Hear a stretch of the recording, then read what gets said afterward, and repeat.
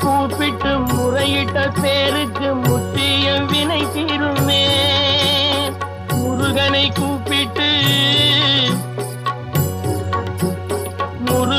கூப்பிட்டு முறையிட்ட பேருக்கு முற்றிய வினை தீருமே.